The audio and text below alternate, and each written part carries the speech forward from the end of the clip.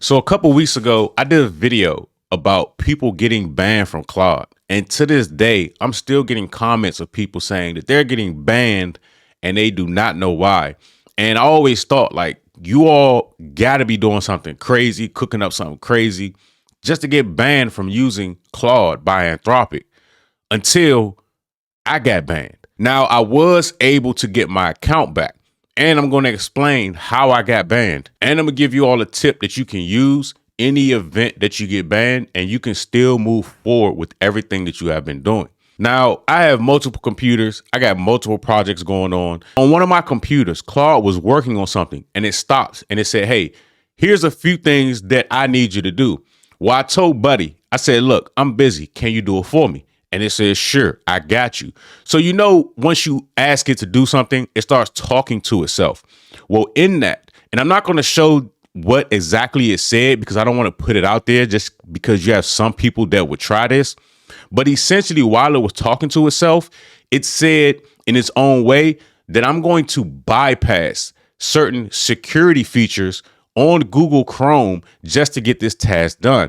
Now, that is against Anthropic's rules, and that essentially led to me getting banned.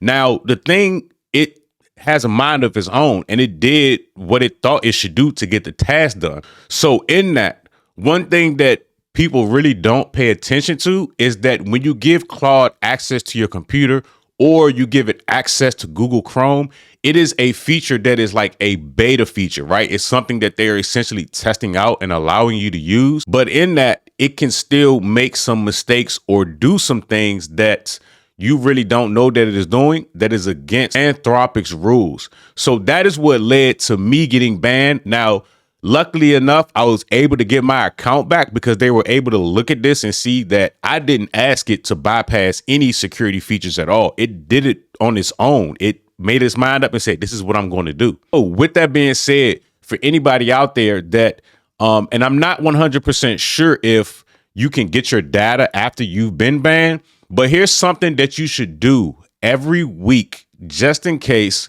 or even every day, just in case you get banned. And in the event you can't get your data, you still have access to all of your projects, all of your chats, and everything that you put into Claude. So the first thing that you need to do is go to your settings in Claude, and you need to come down to where it says privacy.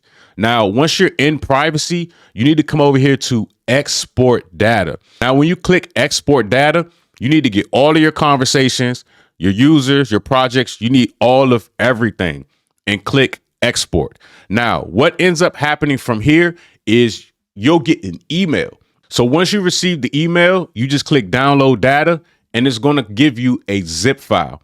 Now, with that zip file, you can take that zip file entirely and drop it into any other LLM that you decide to use, whether it's ChatGPT or Gemini. You don't have to unzip it. You can just drop it straight into a ChatGPT or whatever LLM project that you decide to use. Or if you somehow end up with another Claude account, you can drop that in, create the project, drop it in, and it will unzip it itself. And then you will have all of your data and be able to pick up exactly where you left off. Now, the second thing that you should look into is something called Obsidian. Now, Obsidian is free. Essentially, it's a second brain that you can use to store all of your data. Obsidian is something that I have. This is actually what it looks like, and it connects all of your data. This isn't an Obsidian video, but this is just something to give to you, to explain to you that you can use for those that are new, that don't know anything about it. But it works as a second brain on your computer. It's not anything that's in the cloud. It's actually physically on your computer. And once you download that zip file and you want to unzip it, you can add it to Obsidian and keep track of everything that you're doing. We call Obsidian the second brain. Now, again, this actually, it shows the power of AI and unfortunately the power of what it can do on its own. Just the simple fact that it was able to just straight up just bypass or get through a security feature without me asking it to do so shows that this thing really has some sort of a mind of its own. And when it gets locked in and it says, hey, this is what I want to do and this is how I'm going to do it no matter what, sometimes this can be the outcome.